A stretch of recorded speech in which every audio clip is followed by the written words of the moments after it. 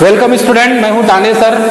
दोस्तों, first year वाले student के लिए जो एमसीक्यू लेकर आया गया है, ये एमसीक्यू क्वेश्चन जो है ये भारत स्किल ऐप से लिया गया है। भारत स्किल ऐप से लिया गया है और यहीं से क्वेश्चन पूरे पूछे जा रहे हैं। तो ध्यान देंगे आप, भारत स्किल ऐप से जो क्वेश्चन लिए जा रहे हैं और यही क्वेश्चन एग्जाम में बार बार पूछे जा रहे हैं। और जितने भी क्वेश्चन पूछे जा रहे हैं सेकेंड ईयर की जो एग्जाम है, सेकेंड ईयर के स्टूडेंट को जो पेपर आ रहा है, ये भारत स्किल ऐप से ही आ रहा है। अर्थात कि भारत स्किल ऐप पे जो क्वेश्चन डले हुए हैं यही क्वेश्चन पूछा जा रहा है। तो हम ये लॉजिक लगा रहे हैं कि फर्स्ट ईयर वाले जो स्टूडेंट हैं जिनका पेपर अभी बाकी है, तो फर्स्ट ईयर वाले स्टूडेंट का भी क्वेश्चन यहीं से निकल के आएगा, ऐसा हम लॉजिक लगा रहे हैं। तो दोस्तों, हमने 60 क्वेश्चन सॉल्व कर लिए थे। 61वें क्वेश्चन से फिर से स्टार्ट करेंगे हम।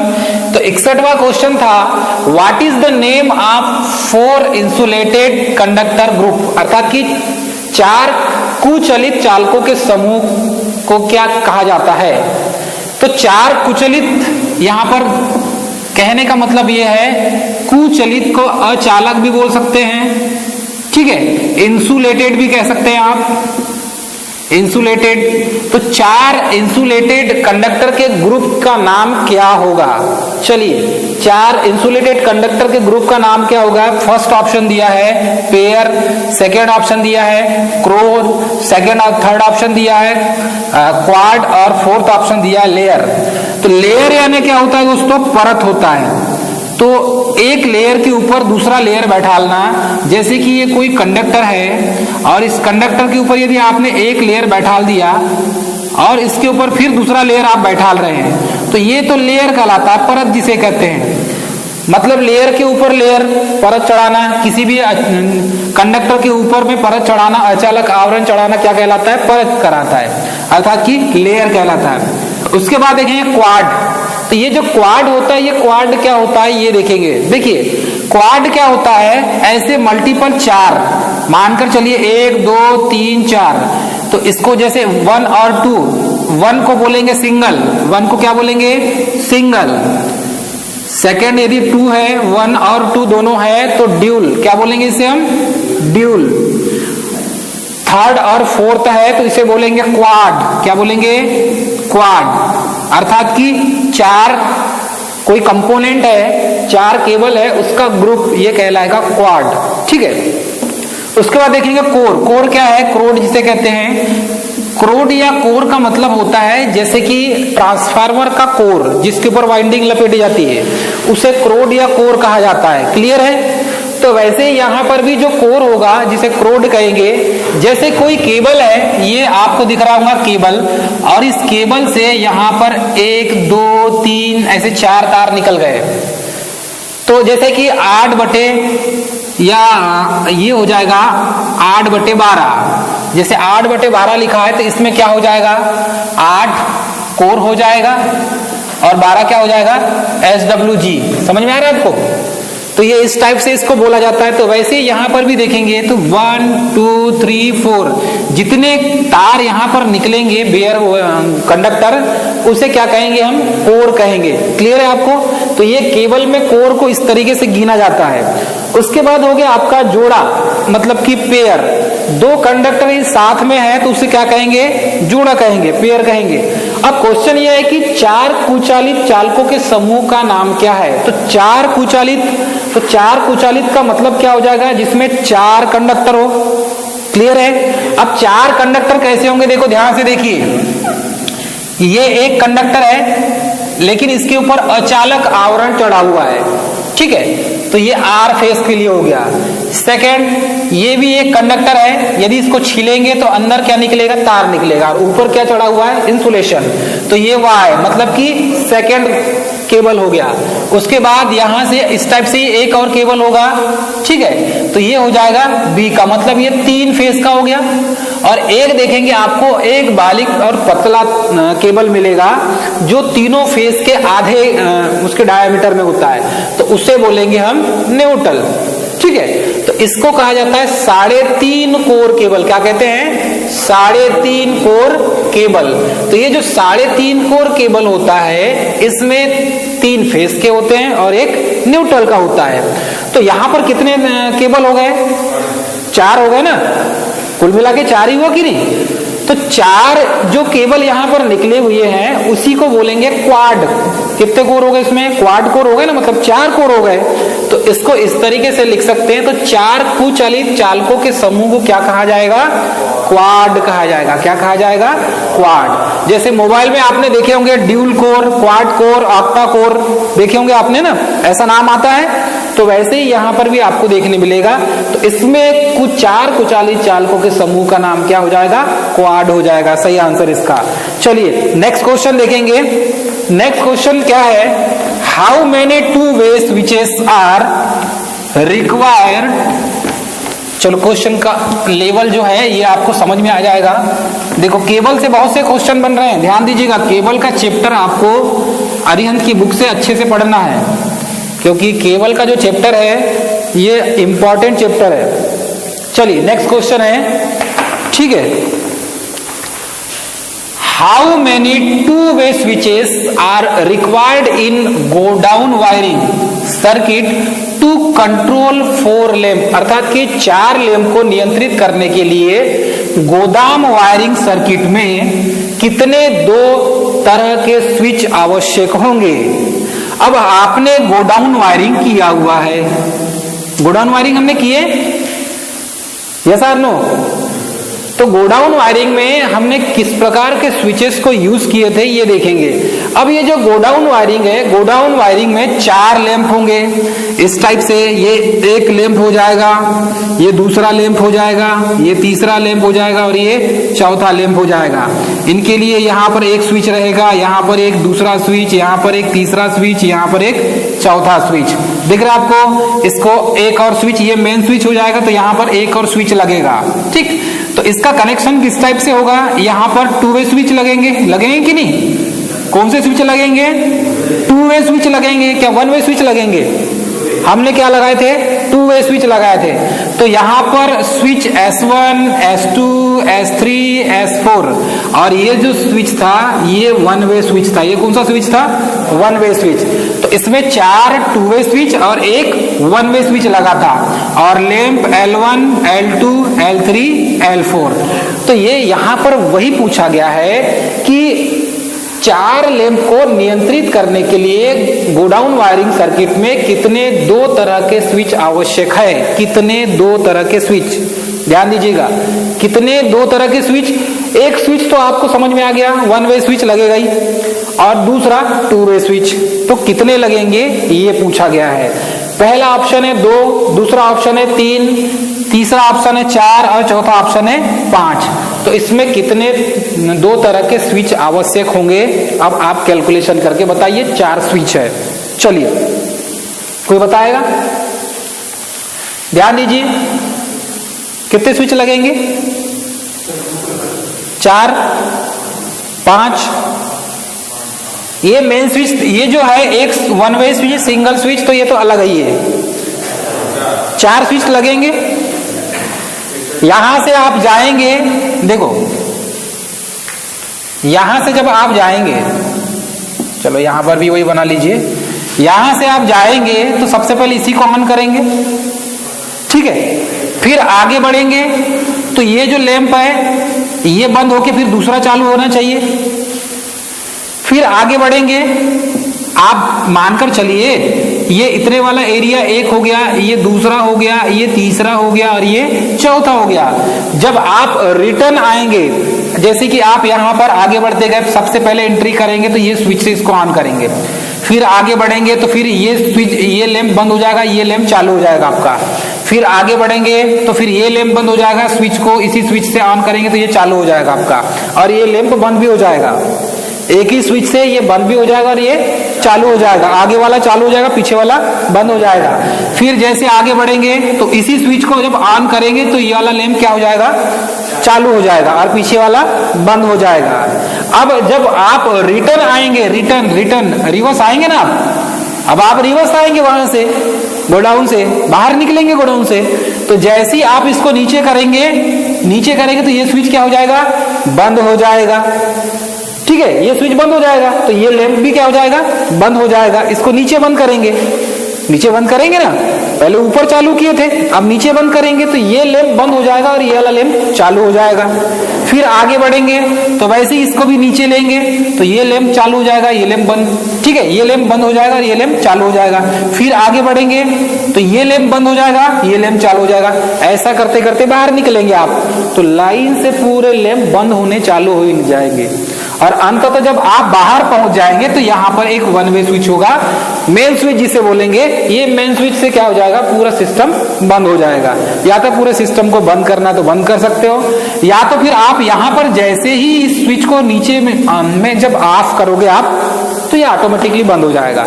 तो यहाँ पर वन वे स्विच की आपको जरूरत ही नहीं पड़ेगी, वन वे स्विच की आपको जरूरत ही नहीं पड़ेगी। तो इसमें 3 स्विच लगाएंगे या 4 स्विच लगाएंगे? 4 स्विच लगाएंगे तो ये इसका आंसर क्या हो जाएगा, 4 हो जाएगा। चलिए नेक्स्ट क्वेश्चन देंगे, question number 63। Question number 63, question number 63 क्या दिया हुआ है, वाई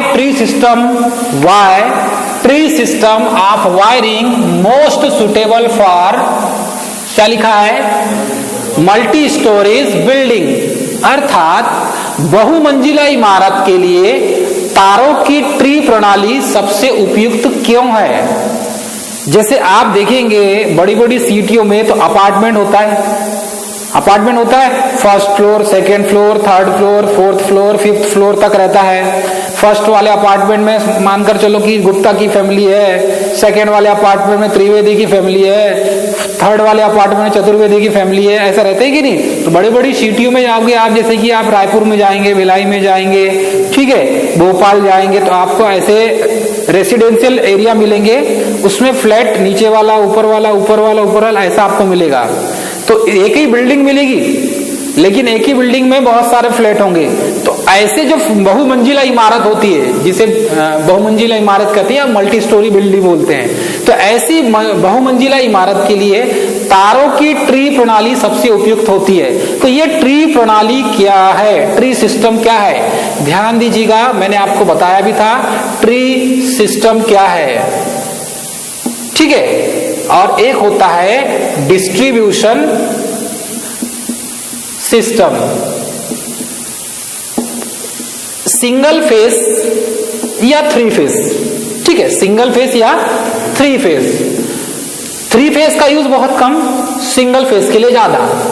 तो ये जो डिस्ट्रीब्यूशन सिस्टम मतलब कि पावर जो है, मतलब बिजली के डिस्ट्रीब्यूशन के लिए 2 प्रकार की मेथड यूज की जाती है, ठीक है। बिजली के वितरण के लिए 2 प्रकार की मेथड यूज की जाती है। उसमें पहला है ट्री सिस्टम, दूसरा है डिस्ट्रीब्यूशन सिस्टम।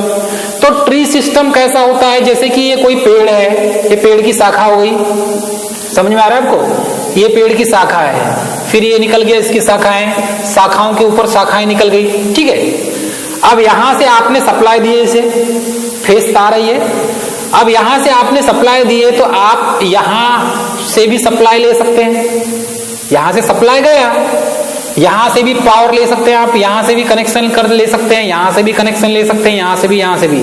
कहने का मतलब ये है जो एमपीबी वाला जो है वो डिस्ट्रीब्यूशन सिस्टम कैसा यूज करता है, बहुमंजिला इमारत है तो वहां पर ट्री सिस्टम को यूज करते हैं। ऐसा इसलिए करते हैं कि यहां से पावर गोल मानकर चलिए, स्विच है ये, एमसीबी लगा दी हमने, तो यहां से पावर गोल, ये एमसीबी है, तो इधर की पूरी लाइट गोल, समझ में आ रहा है आपको। ट्री सिस्टम में यहां से सप्लाई कट ऑफ हुआ तो इधर पूरा कट ऑफ, या यहां से सप्लाई कट ऑफ हुआ तो इधर का पूरा कट ऑफ, या यहां से सप्लाई कट ऑफ हुआ तो इधर का पूरा कट ऑफ हो जाएगा, समझ में आ रहा है आपको। या यहां से सप्लाई कट ऑफ हुआ तो इधर पूरा गोल, समझ में आ गया आपको। तो ये इसके लिए मेन होता है। ट्री सिस्टम में ऐसा है, किसी एक जगह से फॉल्ट हुआ तो पूरी लाइट गोल हो जाती है, जैसे यहां से फॉल्ट हुआ तो पूरी लाइट गोल हो जाती है ट्री सिस्टम में। वैसे ही बहुमंजिला इमारत में ऐसा ही सिस्टम यूज किया जाता है। यदि मेन जहां पर डिस्ट्रीब्यूशन बोर्ड होगा, जिसे मेन बोर्ड कहा जाता है, यदि वहां से पावर गोल हो गया तो एक पावर रूम अलग ही बनाते हैं। बहुमंजिला जो इमारत होती है, बिल्डिंग होती है, मल्टी स्टोरी बिल्डिंग, नीचे जहां पर देखेंगे तो नीचे आपको पार्किंग सिस्टम मिलेगी, नीचे आपको रूम नहीं मिलेंगे, नीचे पूरी पार्किंग सिस्टम मिलेगी। और वहां पर ही एक पावर रूम होता है जहां से पूरी सप्लाई बंद तो पूरा ऊपर बंद, लिफ्ट बंद, सब बंद। यही सिस्टम ये जो बहुमंजिला इमारत में है, यहां पर किसी एक जगह में फॉल्ट होने पर सब जगह की लाइट बंद हो जाती है। यहां पर एक जगह फॉल्ट हुआ तो इधर की लाइट गोल, या इस पॉइंट में फॉल्ट हुआ तो इधर की जो लाइट है यहां से ऐसे फीडर निकले हुए है, मानकर चलिए देखो ऐसी इस टाइप से लाइन है, मतलब यहां से आप सप्लाई जोड़ेंगे तो अपने रूम का कनेक्शन ले सकते हैं। उसका कहने का मतलब ये होता है। तो यहां यदि पावर गोल हो गया, यहां से कट हो गया, ठीक है, तो ये इधर की पूरी लाइट गोल हो जाएगी। ऐसा करते हैं। तो इनका सिस्टम जो होता है बहुमंजिली इमारत में ट्री सिस्टम होता है। सेकेंड होता है डिस्ट्रीब्यूशन सिस्टम।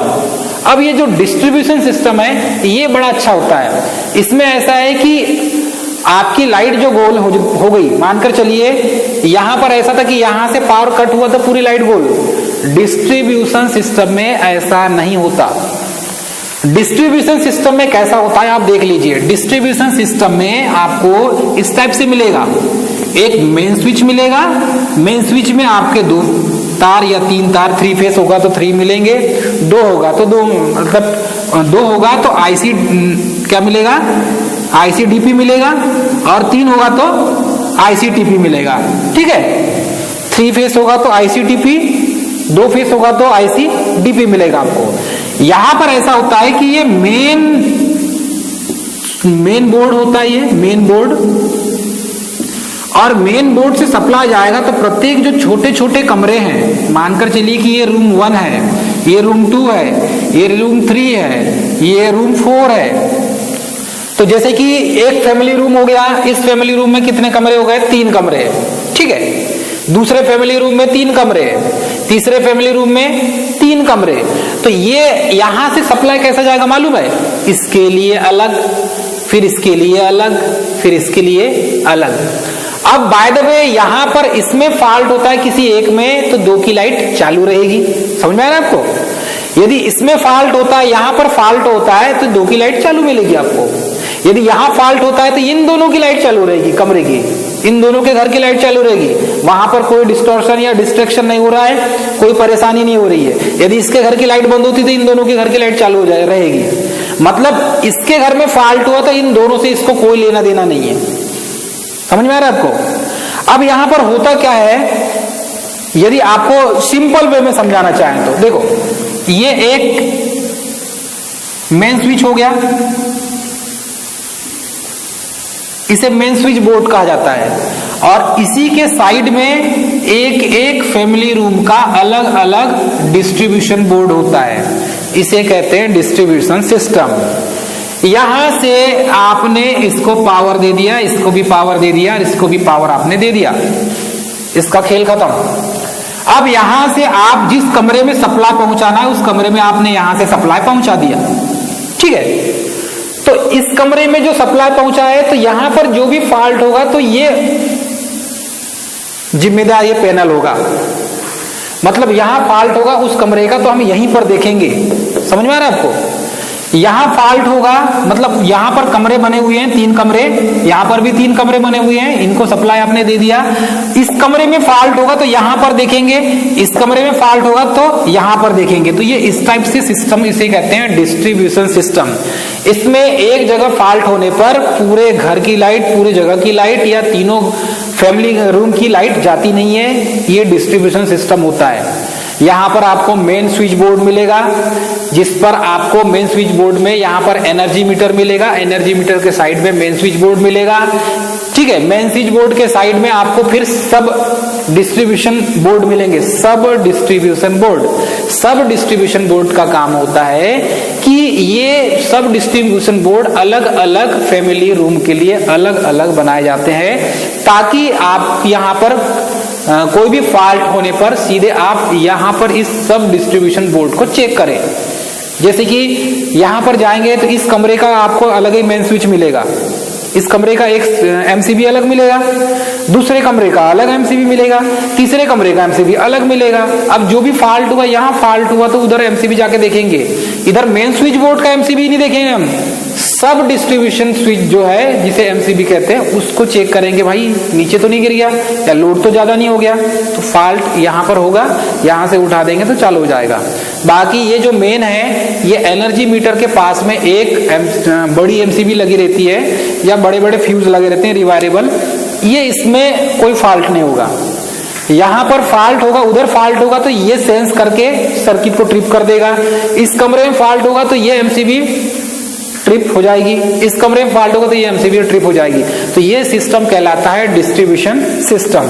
चलिए अब ये तो हो गया डिस्ट्रीब्यूशन सिस्टम। अब इसमें क्या पूछा गया है ये देखेंगे।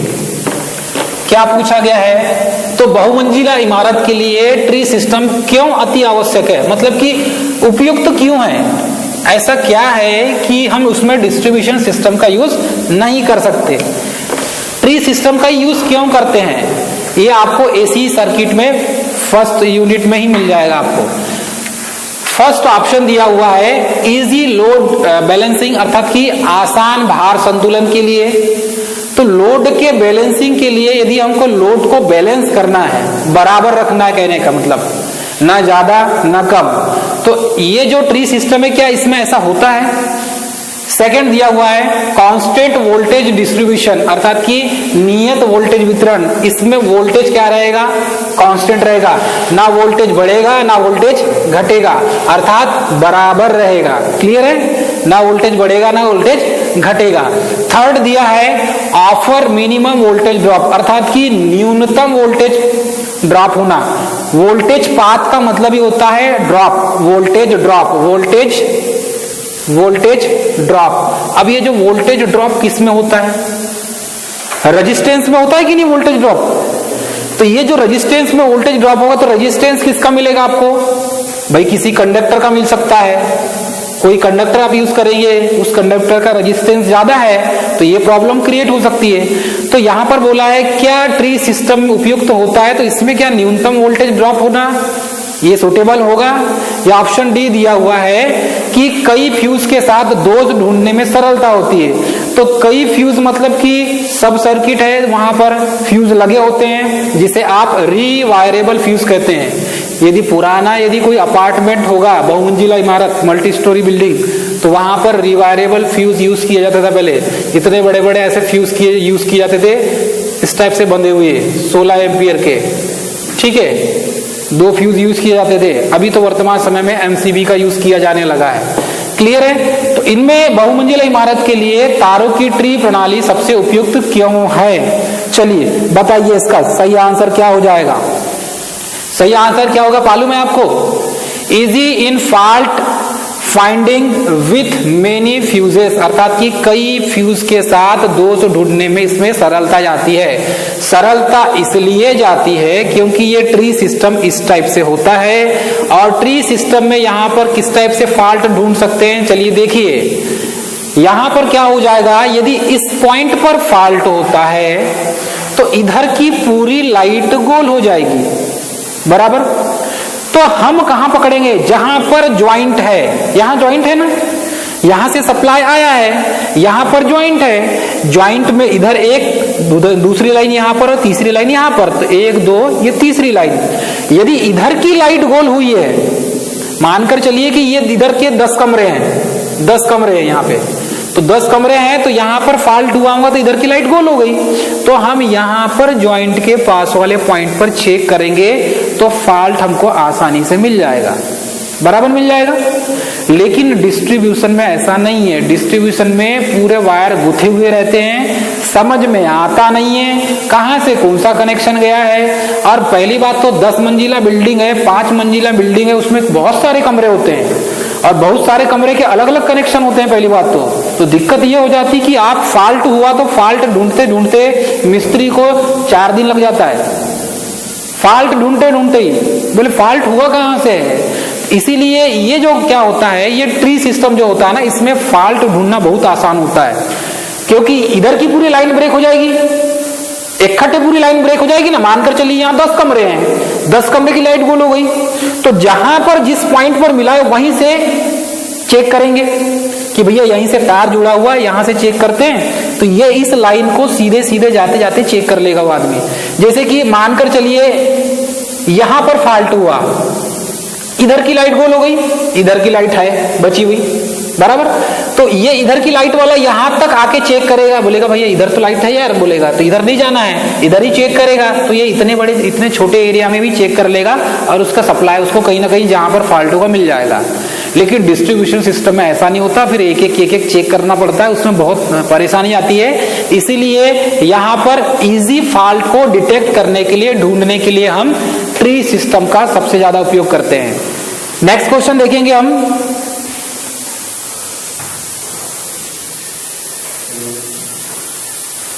चलिए नेक्स्ट क्वेश्चन देखेंगे। नेक्स्ट क्वेश्चन है which is used as a filler material for fixing screw hole on ceiling, अर्थात कि सीलिंग में स्क्रू का छेद भरने हेतु भराव जो पदार्थ के रूप में किसका उपयोग करते हैं। सीलिंग फैन आपने देखे होंगे।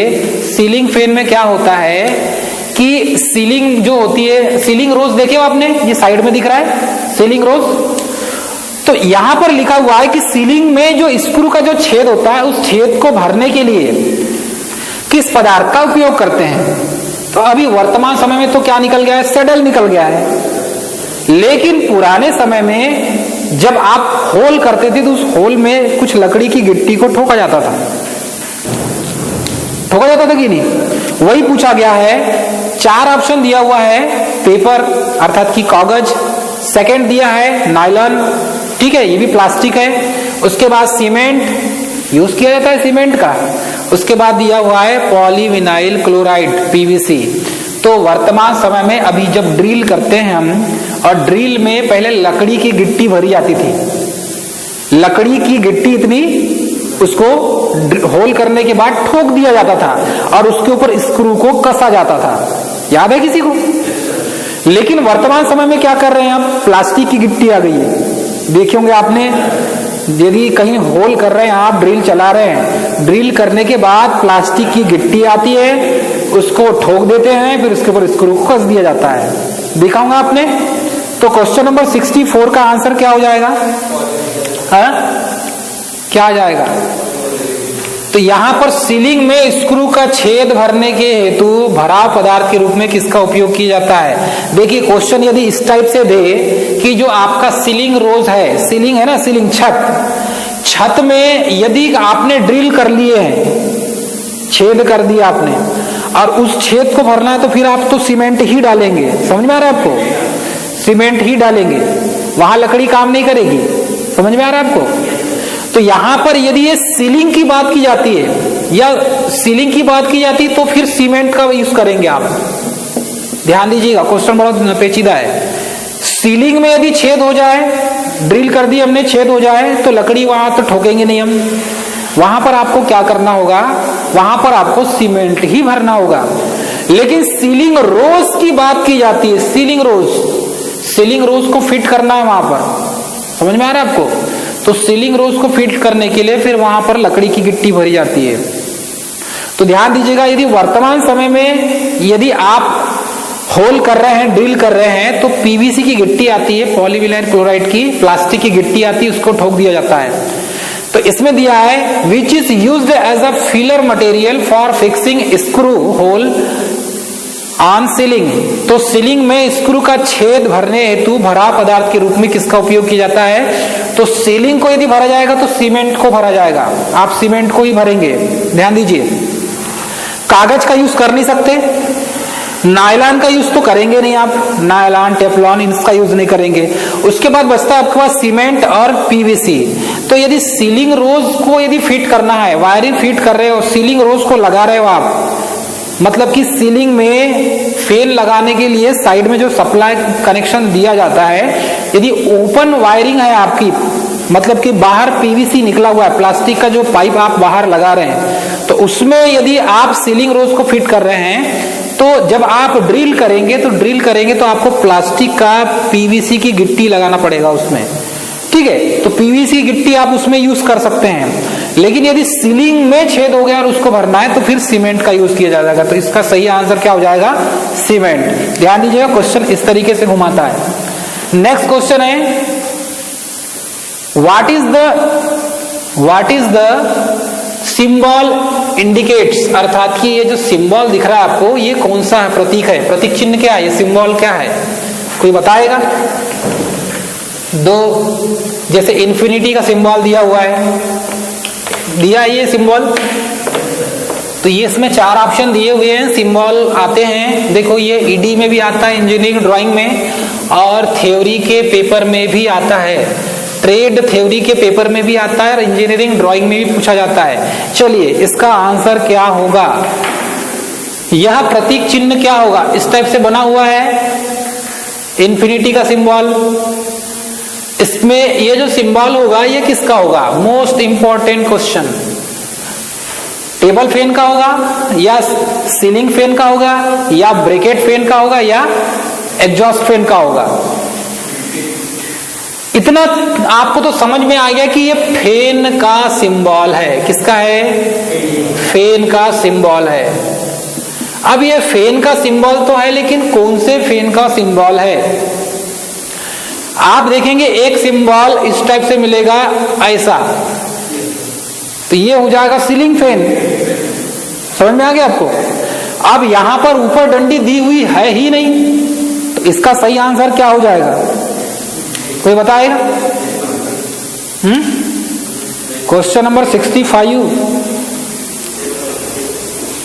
Ceiling fan, bracket fan, exhaust fan या टेबल फैन, बताइए। टेबल फैन होगा क्या सीलिंग फैन होगा?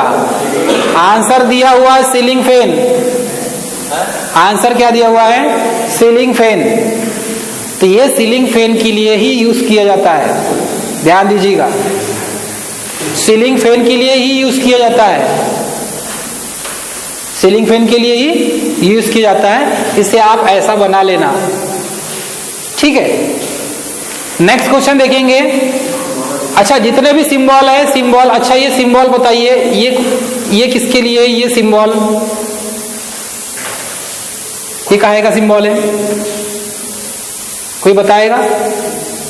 फिर आप बताइए ये काहे का सिंबल है, ये सिंबल इस टाइप से, ये काहे का सिंबल है? फिर एक सिंबल ये इस टाइप से है, इसका ये किसका सिंबल है, चलो बताओ। ये सिंबल और ये सिंबल और ये सिंबल, ये सिंबल है किसका, फ्यूज का है। ये सिंबल काहे का है? अब मैं ऑप्शन दे रहा हूं 4, घंटी या बजर, घंटी या बजर, दो में से एक बताइए। घंटी या बजर, चलिए आपके लिए होमवर्क है। नेक्स्ट क्वेश्चन देखेंगे। नेक्स्ट क्वेश्चन है what is the name of relay. ये जो इस प्रकार का जो रिले दिख रहा है, इस रिले का नाम क्या है? कमेंट सेक्शन में जाके इसका कमेंट आप लिख कर दे सकते हैं। चलिए नेक्स्ट क्वेश्चन है what is the name of the diagram, अर्थात कि इस आरेख का नाम क्या है? तो यहां पर देखेंगे आप, तो ये स्विच बोर्ड मिलेगा आपको, यहां पर और कुछ लगा हुआ है, मतलब आगे बढ़ाने के लिए सप्लाई। तो ये जो है इस डायग्राम का नाम आपको बताना है। फर्स्ट ऑप्शन दिया हुआ है लेआउट प्लान, सेकेंड ऑप्शन दिया है वायरिंग डायग्राम, थर्ड ऑप्शन दिया है इंस्टॉलेशन प्लान और फोर्थ ऑप्शन दिया है सिस्टमेटिक डायग्राम। तो 4 ऑप्शन में लेआउट प्लान क्या होता है, ध्यान दीजिए। लेआउट अर्थात कि सिर्फ सिंपल आपको दर्शाने के लिए, सिर्फ दर्शाना है आपको। यदि आप कागज पर सिंपल आप दर्शा रहे हैं कि वायर यहां से यहां जाएगा, वहां से वहां जाएगा, वहां से वहां जाएगा, तो ये होता है लेआउट बनाना। इसमें ये इस टाइप से आपको नहीं मिलेंगे। सेकंड है वायरिंग डायग्राम। तो वायरिंग डायग्राम में आपको मिलेगा कि इसका सप्लाई वहां गया, वहां से वहां न्यूट्रल फेस वायर का पूरा कनेक्शन आपको दिखाया जाएगा। तो ये वायरिंग डायग्राम होता है। थर्ड होता है इंस्टॉलेशन प्लान। तो इंस्टॉलेशन प्लान में आपको ये मिलेगा कि आपको कहाँ कहाँ स्थापन करना है, कौन कौन से कमरे में कहाँ कहाँ से वायरिंग आएगी, ये प्लान पूरा बताना पड़ता है कि कमरा room number 1, room number 2, room number 3 में किस टाइप से कनेक्शन होगा, कहाँ पर सीलिंग फैन लगेगा, कहाँ पर टेबल फैन लगेगा, उसके लिए आप स्विच बोर्ड देंगे, कहाँ पर लैंप लगेगा, कहाँ पर सीलिंग रोज होगा, कहाँ पर ट्यूबलाइट लगेगी और कितने आपको स्विचेस देना है उसमें, ये पूरा कनेक्शन जो है वो इंस्टॉलेशन का प्लान होता है, मतलब कितने पॉइंट आपके रूम में लगेंगे। उसके बाद है सिस्टमेटिक डायग्राम। तो ये जो योजनाबद्ध डायग्राम होता है, सिस्टमेटिक डायग्राम, ये इस टाइप से होता है कि इसमें तीनों चीज आ जाती है, इसमें तीनों चीज आ जाएगी, ये भी आ जाएगा, ये भी आ जाएगा, ये भी आ जाएगा और पूरी वायरिंग का कनेक्शन पूरा आ जाएगा। अब ये जो डायग्राम है, ये दिख रहा है आपको डायग्राम, ये डायग्राम कौन सा है, ये पूछा गया है, ये डायग्राम कौन सा है। तो ये जो डायग्राम है ये कौन सा डायग्राम होगा आप देख के बता सकते हैं। तो इसमें मिलेगा ये जो डायग्राम है ये इंस्टॉलेशन प्लान का डायग्राम है। कौन सा डायग्राम है? इंस्टॉलेशन प्लान का डायग्राम है। वायरिंग डायग्राम तो दिख नहीं रहा है, यहाँ पे वायर दिख रहा है क्या? नहीं दिख रहा है। लेआउट डायग्राम ऐसा बनता नहीं है, ठीक है। उसके बाद सिस्टमेटिक डायग्राम में पूरे तीनों आ जाते हैं, पूरे कमरे का, ये भी नहीं मिलेगा। तो ये होता है इंस्टॉलेशन डायग्राम। इसमें एक स्विच बोर्ड लगेगा, यहाँ पर सैडल लगेगा, ये पाइप है, ये क्या है? पाइप है। उसके बाद यहाँ पर क्या लगा हुआ है? 90 डिग्री मुड़ा हुआ है तो बैंड होगा, ठीक है। या यदि कर्व से बना रहा है तो क्या हो जाएगा? एल्बो हो जाएगा, एल्बो हो जाएगा, ध्यान दीजिएगा। तो ये जो डायग्राम हो जाएगा ये इंस्टॉलेशन प्लान का डायग्राम हो जाएगा। एग्जाम में पूछा जाता है इस टाइप के सर्किट डायग्राम का चित्र दे देता है डायग्राम बनाकर और इसके बारे में पूछा जाता है। चलिए नेक्स्ट क्वेश्चन देखेंगे। नेक्स्ट क्वेश्चन क्या है, फिर कभी आपको इन लेआउट के बारे में और विस्तृत रूप से आपको बता दिया जाएगा। क्वेश्चन क्या दिया हुआ है? Where the iron clad double pole ICDP, ध्यान दीजिए, ICDP का फुल फॉर्म तो पहले यहां पर दे दिया गया है, आयरन क्लेड डबल पोल। क्या दिया हुआ है? Iron clad double pole. अब ये जो ICDP होता है इसमें पॉइंट कितने मिलेंगे आपको? भाई 2 पॉइंट मिलेंगे ना। कितने पॉइंट मिलेंगे? 2 पॉइंट मिलेंगे, एक न्यूट्रल का और एक फेस का, ठीक है। तो where the iron clad double pole main switch is used, अर्थात कि ICDP मेन स्विच का उपयोग कहाँ किया जाता है, कहाँ पर किया जाता है, ये पूछा गया है। फर्स्ट ऑप्शन है, आपको पता है आपके घर में भी ICDP लगा होगा। आप सभी के घर में यदि पुराना कनेक्शन होगा तो ICDP लगा होगा, जिसके घर में नया कनेक्शन होगा तो वो उसके घर में MCB लगा होगा। समझ में आ रहा है आपको? तो अब यहाँ पर फर्स्ट ऑप्शन दिया है बड़े औद्योगिक स्थापना में, मतलब लार्ज इंडस्ट्रियल इंस्टॉलेशन में इसका उपयोग किया जाता है ICDP का। सेकंड दिया हुआ है कंट्रोल मेन और ब्रांच सर्किट के रूप में, अर्थात कि मुख्य या शाखा परिपथ के नियंत्रण के लिए किया जाता है। थर्ड दिया हुआ है सिंगल फेस डोमेस्टिक इंस्टॉलेशन में, अर्थात कि एकल फेस घरेलू स्थापना में किया जाता है। ये बात तो बिल्कुल सही है। थर्ड दिया हुआ है 3 फेस पावर सर्किट इंस्टॉलेशन में, यहां तो नहीं किया जाता क्योंकि यहां तो इसका जो बड़ा भाई है ICTP यूज किया जाता है, ट्रिपल पोल वाला। T से क्या हो जाता है? Triple pole. क्या हो जाएगा? Triple pole. और यहां पर क्या दिया हुआ है? D से डबल पोल। क्या दिया हुआ है? Double pole. तो ये जो ट्रिपल पोल वाला ये तो 3 फेस में यूज होगा, तो डबल पोल वाला 3 फेस में यूज हो सकता है क्या? नहीं होगा।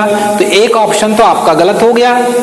सेकंड दिया हुआ है लार्ज इंडस्ट्रियल इंस्टॉलेशन में, बड़े औद्योगिक स्थापना में किया जाता है क्या? नहीं किया जाता, क्योंकि बड़े औद्योगिक एरिया में आपको मिलेगा ICTP। क्या मिलेगा? बड़े औद्योगिक एरिया में ICTP मिलेगा। बड़ी बड़ी इंडस्ट्रीज में 3 फेस की मोटरें होती है, वहां पर ICTP यूज करते हैं या तो फिर MCB यूज किया जाता है।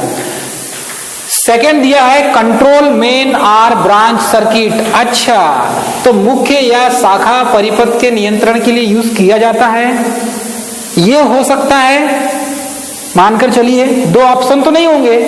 अब ये 2 ऑप्शन बचे, ये करीब के हैं। सेकंड दिया है सिंगल फेज डोमेस्टिक इंस्टॉलेशन में, तो क्या सिंगल फेस घरेलू वायरिंग में आईसीडीपी का उपयोग किया जाता है? तो ये तो कटु सत्य है और यूज किया ही जाता है। तो इसका सही आंसर क्या हो जाएगा? सही आंसर क्या हो जाएगा इसका? ऑप्शन सी, अर्थात कि सिंगल फेज डोमेस्टिक इंस्टॉलेशन में इसका अधिकतम उपयोग किया जाता है आईसीडीपी का। और वर्तमान समय में इसकी जगह किसने ले लिया है? एमसीबी ने ले लिया है। वर्तमान समय में इसकी जगह किसने ले लिया है? एमसीबी ने ले लिया है वर्तमान समय में। तो इसका सही आंसर क्या हो जाएगा? Single phase domestic installation. Clear है सभी को? किसी कोई डाउट, कोई क्वेश्चन? चलिए नेक्स्ट क्वेश्चन देखेंगे। नेक्स्ट क्वेश्चन क्या है? विच इलेक्ट्रिकल एसेसरीज, क्वेश्चन क्या दिया है देखिए, which electrical accessories belongs to general classification of accessories. ठीक है, अर्थात कि कौन सी विद्युत सामग्री सामानों के सामान्य वर्गीकरण से संबंधित है। तो किसी भी सामान के सामान्य वर्गीकरण से कौन सी विद्युत सामग्री है? चार ऑप्शन देखेंगे। क्या विद्युत सामग्री के रूप में सामान्य वर्गीकरण से संबंधित है, मतलब जो चीज डेली यूज की जाती है, फ्यूज यूज किया जाता है, सही है बिल्कुल। सेकंड दिया हुआ है सीलिंग रोज यूज करते हैं। थर्ड में इंटरमीडिएट स्विच यूज करते हैं क्या डेली? नहीं करते। फोर्थ दिया है पेंडेंट लैंप होल्डर यूज करते हैं पेंडेंट लैंप होल्डर। अब यहां पर बोला है कौन सी विद्युत सामग्री सामानों के सामान्य वर्गीकरण से संबंधित है। सामानों के सामान्य वर्गीकरण मतलब कि बिल्कुल लोअर, जो सबसे ज्यादा यूज होता है, उसका यहां पर बताना है आपको। तो क्वेश्चन नंबर 69 का आंसर क्या हो जाएगा? फ्यूज, सीलिंग रोज यूज नहीं करते, pendant holder, pendant lamp holder किया जाता है। क्या आंसर आ जाएगा? सबसे ज्यादा किसका उपयोग किया जाता है? तो फ्यूज तो ऐसा है कि फ्यूज का उपयोग तो किया जाता है, फ्यूज जल्दी खराब नहीं होते। इंटरमीडिएट स्विच तो होगा नहीं, पेंडेंट लैंप होल्डर ये भी खराब होते हैं। क्या लगाएंगे आंसर आप? सबसे ज्यादा कनेक्शन करने के लिए किसका उपयोग करते हैं? यदि आपने सीलिंग रोज लगाकर छोड़ दिया है तो उससे लैंप का कनेक्शन भी ले सकते हैं, उससे ट्यूबलाइट का भी कनेक्शन ले सकते हैं, उससे और आगे कमरे में सप्लाई पहुंचाना है तो उससे कनेक्शन ले सकते हैं। सीलिंग रोज क्या होता है? किसी भी कनेक्शन, मतलब कि कोई भी उपकरण को चलाने के लिए एक कॉमन पॉइंट होता है। मतलब वो पॉइंट ऐसा होता है कि वहां से आप कोई भी चीज को सप्लाई दे सकते हैं। तो सीलिंग रोज जो होता है, देखो फ्यूज तो क्या है, ये कॉमन फैक्टर हो गया फ्यूज का, तो वो लगा ही रहता है, उसमें सिर्फ वायर चेंज करना है आपको, वो भी जब मेल्ट होगा तब। इंटरमीडिएट स्विच यूज करते नहीं है। पेंडेंट लैंप होल्डर इसका यूज भी बहुत कम करते हैं, क्योंकि एक बार लगा हुआ है तो जल्दी खराब तो होगा नहीं। लेकिन सामान्य वर्गीकरण के रूप में आपको कहीं पर भी सप्लाई पहुंचाना है तो ये सीलिंग रोज का ज्यादा उपयोग करते हैं। अब सीलिंग रोज का कैसे उपयोग करते हैं देखिए, इन तीनों में डिफरेंट ये है कि इसका भी उपयोग व्यापक है, फ्यूज का। इंटरमीडिएट स्विच भी बड़े पैमाने में यूज, जहां पर जरूरत होगी वहां पर यूज करेंगे। पेंडेंट लैंप होल्डर इसका भी उपयोग जहां पर जरूरी होगा वहीं करेंगे। तो ये इसका जो उपयोग है ये कॉमन फैक्टर में नहीं आता, मतलब कि जहां लैंप होल्डर का यूज करना है तो लैंप होल्डर यूज होगा, दूसरा यूज नहीं होगा। ठीक है, इंटरमीडिएट स्विच वो अपने आप में भी इंटरमीडिएट है, जहां उसकी आवश्यकता होगी वहीं करेंगे। फ्यूज की भी उपयोग जब आवश्यकता होगी तभी करेंगे। लेकिन सीलिंग रोज एक ऐसा होता है, सीलिंग रोज में आप ट्यूबलाइट भी चला सकते हैं, एक कॉमन है, वो सबको सप्लाई दे सकता है। सीलिंग रोज सप्लाई लैंप होल्डर को भी दे सकता है, इंटरमीडिएट स्विच को भी दे सकता है, ठीक है, ये फ्यूज को भी दे सकता है, मतलब कि सर्किट में फ्यूज को भी लगा सकते हैं। कहने का मतलब ये है, ये जो सीलिंग रोज है ये कॉमन क्लासिफिकेशन के अंतर्गत आता है। मतलब इससे किसी भी पॉइंट को चालू किया जा सकता है, चाहे सीलिंग फैन हो, चाहे ट्यूबलाइट हो, चाहे और कोई कनेक्शन हो, तो सीलिंग रोज जो है ये कॉमन फैक्टर होता है, इसीलिए इसका आंसर सीलिंग रोज लिखा हुआ है। चलिए नेक्स्ट क्वेश्चन देखेंगे, question number 70। Which is the application of DC series MCB? DC series MCB का अनुप्रयोग कौन सा है? अर्थात कि which is the application of DC series MCB? This is DC series. DC means direct current, direct current. Hindi में दिष्ट धारा, जिसका परिमाण और दिशा कांस्टेंट होते हैं समय के साथ, जिसका परिमाण और दिशा समय के साथ कांस्टेंट होंगे वो कहलाएगा डायरेक्ट करंट। उसकी जो वेव शेप बनेगी वो सीधी लाइन बनेगी। डायरेक्ट करंट अर्थात कि डीसी में फ्रीक्वेंसी होती नहीं, डीसी में पावर फैक्टर नहीं होता, फ्रीक्वेंसी नहीं होगी तो पावर फैक्टर भी नहीं होगा। डीसी फ्रीक्वेंसी लेस है, पावर फैक्टर लेस है। डीसी में फेस नहीं होंगे, 2 फेस 3 फेस ये सब नहीं होंगे। डीसी जो है ये डायरेक्ट करंट है और ये आपको किससे प्राप्त होगा? बैटरी से होगा। किससे प्राप्त होगा? बैटरी से प्राप्त होगा डीसी आपको। चलिए, डीसी मैक्सिमम कितना हम वोल्टेज उत्पन्न कर सकते हैं? डीसी किससे उत्पन्न करते हैं?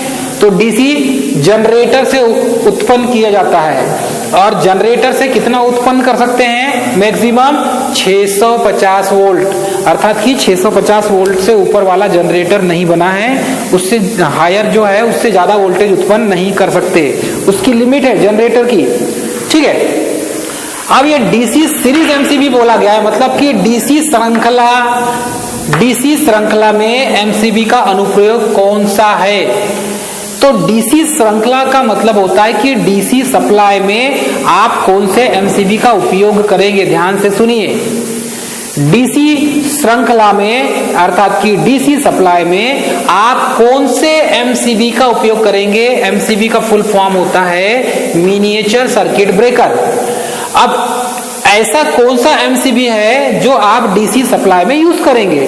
फर्स्ट दिया है इसमें एसी मोटर, सेकंड दिया है डीसी मोटर में, थर्ड दिया है लोकोमोटिव में, फोर्थ दिया है एयर कंडीशनर में। अब ध्यान दीजिए, डीसी सीरीज एमसीबी बोला है मतलब कि डीसी श्रृंखला एमसीबी, तो क्या एसी मोटर में इसका उपयोग कर सकते हैं?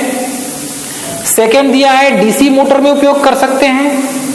तो डीसी की बात है तो इसका लॉजिक तो यही लगाएंगे आप कि ये डीसी में उपयोग किया जा सकता होगा। थर्ड दिया है लोकोमोटिव में, तो लोकोमोटिव में जो मोटर यूज की जाती है वो डीसी सीरीज मोटर होती है। ध्यान दीजिएगा, कौन सी मोटर होती है? DC series motor. तो ट्रैक्शन सिस्टम में डीसी सीरीज मोटर का ही उपयोग किया जाता है। याद रखिएगा, ये क्वेश्चन कंपटीशन एग्जाम, आईटीआई की एग्जाम बार बार पूछा जाता है कि रेलवे में अर्थात कि लोकोमोटिव सिस्टम जो होता है ट्रेन के इंजनों में जो मोटर यूज की जाती है उसे कहते हैं डीसी सीरीज मोटर। ठीक है, इलेक्ट्रिक ट्रैक्शन में जिस मोटर का उपयोग किया जाता है वो कौन सी मोटर होती है? DC series motor.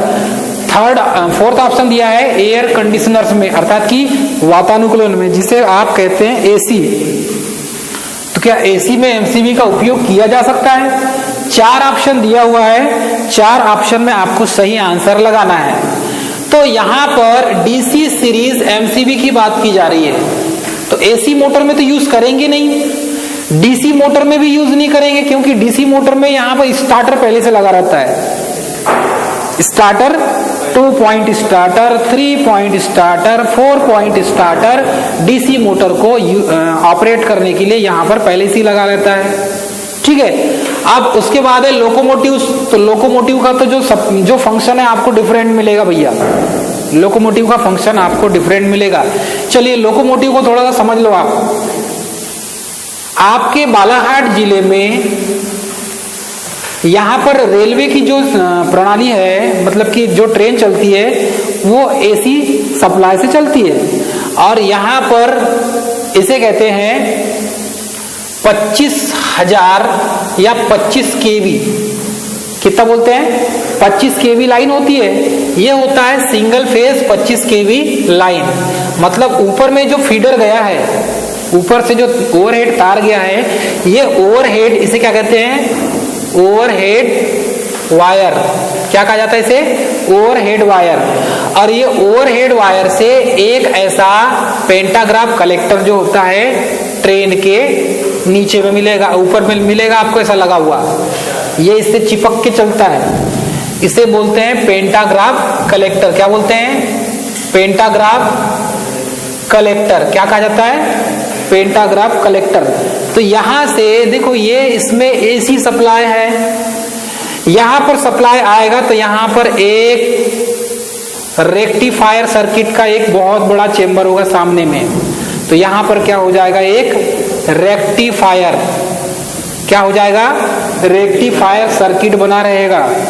यहां से एसी को कलेक्ट करता है ये कलेक्टर, जिसे पेंटाग्राफ कलेक्टर कहा जाता है, और यहां पर रेक्टिफायर सर्किट लगा होता है। यह एसी को डीसी में चेंज कर देता है, और यहां पर इंजन के पास नीचे यहां पर 2-3 मोटरें होती है। ये डीसी सप्लाई इस मोटर से जुड़े रहते हैं और ये मोटर को चलाती है। तो यहां पर कौन सी मोटर यूज की जाएगी? DC series motor. कौन सी मोटर यूज की जाएगी? DC series motor. तो ये इस टाइप से रेलवे के लोकोमोटिव सिस्टम में होता है। हाँ, एयर कंडीशनर जो है, एयर कंडीशनर में ये डीसी श्रृंखला वाली एमसीबी यूज की जाती है। एयर कंडीशनर मतलब कि जो एसी होता है, बड़े बड़े आप ऑफिस में जाओगे तो एसी मिलेगा आपको। यहाँ पर जो एसी होता है, ये एसी में एमसीबी का यूज किया जाता है। तो ये आपको डीसी श्रृंखला वाली सीरीज वाली एमसीबी मिलेगी। एसी में जो है ये इसकी रेटिंग होती है टन। किस में होती है? टन में होती है। तो अलग आपको 1 टन, हाफ 1 टन की आपको एसी मिलेगी। तो ये आपको बड़े बड़े हॉस्पिटल में ज्यादा मिलेगा। इसके लिए अलग से एक पाइपिंग की जाती है सप्लाई के लिए, वहां से ठंडी ठंडी हवा आती है। तो ये जो सिस्टम है एसी कंडीशनर्स में ये जो डीसी सीरीज जो एमसीबी है, इसका उपयोग ज्यादा किया जाता है। तो ये इसका सही आंसर क्या हो जाएगा? ऑप्शन डी आ जाएगा। चलिए नेक्स्ट क्वेश्चन देखेंगे। नेक्स्ट क्वेश्चन आपके लिए, What is the term of the time taken by a fuse in interrupt the circuit in fault? अर्थात कि दोष में, अर्थात कि फाल्ट के समय में सर्किट को बाधित करने के लिए फ्यूज तार के द्वारा लिया गया समय क्या कहलाता है? मतलब कि किसी सर्किट को ब्रेक करते समय ये आपका यहाँ पर कोई फ्यूज तार बंधा हुआ है, यहां से यहां पर ऐसा फ्यूज तार आपने बांधा है, तो फॉल्ट इधर डिटेक्ट होगा, फॉल्ट होगा जैसे ही लोड बढ़ेगा। तो ये जो सर्किट में जो फ्यूज तार है, ये गलने का जो समय होता है, फ्यूज तार के गलने का समय, फ्यूज तार के मेल्ट होने का समय, उसके बारे में पूछा गया है। उसे क्या कहते हैं? 4 ऑप्शन दिया है। टाइम फैक्टर ऑप्शन बी दिया हुआ है। अच्छा, ये टाइम फैक्टर क्या हो जाएगा? टीएफ, समय गुणांक। सेकंड हो जाएगा, मतलब कि उसमें समय का गुणांक किया जाएगा। सेकंड हो जाएगा फ्यूजिंग फैक्टर। फ्यूजिंग फैक्टर क्या हो जाएगा? तो आपने फ्यूजिंग फैक्टर ऐसा पढ़े होंगे, फ्यूजिंग फैक्टर 1.11 होता है, ऐसा पढ़े हमने। थर्ड ऑप्शन दिया है कट ऑफ फैक्टर, मतलब कि फ्यूज के वायर के जलने का टाइम जो गुणांक होगा, cut off factor. Option D दिया है फ्यूजिंग करेंट, मतलब कि फ्यूजिंग मतलब होता है गलना, फ्यूजिंग मतलब गलना। तो गलनांक जो है करेंट का, उसके बारे में पूछा गया है, फ्यूजिंग करेंट। अब ये 4 ऑप्शन दिया हुआ है, 4 ऑप्शन में इसका आंसर क्या होगा? इसका ऑप्शन क्या हो जाएगा? सी हो जाएगा इसका आंसर।